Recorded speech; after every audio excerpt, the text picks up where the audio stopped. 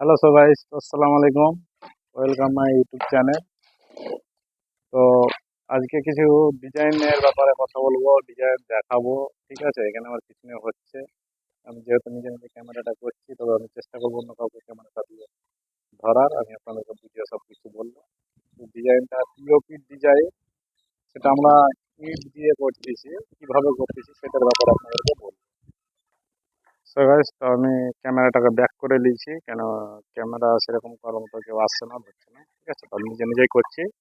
পেছন দিকে আপনাদেরকে এখন বলি। আমি যাই, ঠিক আছে। এই যে একটা দেখতে পাচ্ছেন, রড দিয়ে বাঁধা, সব রেডি করা আছে। তো এটা আমি আগে থেকে একটা নিচে মার্কিং করে মেপে করে নিয়েছি। এখন দেখাচ্ছি আপনাদেরকে যে হচ্ছে, দেখুন।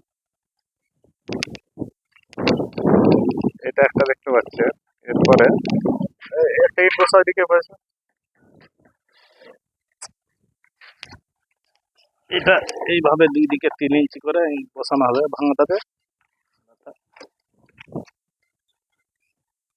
দিয়ে এটার মাঝখানটা ফাঁকা থাকবে, এটা আলমারি থাকবে, আলমারি হবে। পুরো ডিটেলস ডিজাইনটা পুরোটাই দিব আমি অবশ্যই।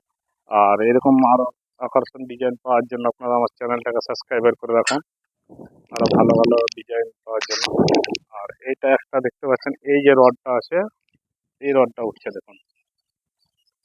এই যে রডটা উঠে যাচ্ছে, উপরে গিয়ে আবার ভাগ হয়ে যাচ্ছে। এটা কিন্তু এই যে ইটটা একটা দেখতে পাচ্ছেন, এইভাবে একটা ইট দিয়ে পুরোপুরি এটা রাউন্ড শেপে ঘুরবে।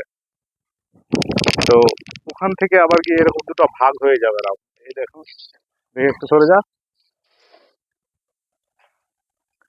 এটা একটা রাউন্ড হচ্ছে এটা। আর এইটা আর একটা দেখতে পাচ্ছেন, এইটা আর একটা এটা দিয়ে চলে যাচ্ছে রাউন্ডটা। আর এই বীজখানটা ফাঁকা থাকছে, মাঝখানটা ফাঁকা থাকছে। আর এটা দিয়ে এন্ট্রি।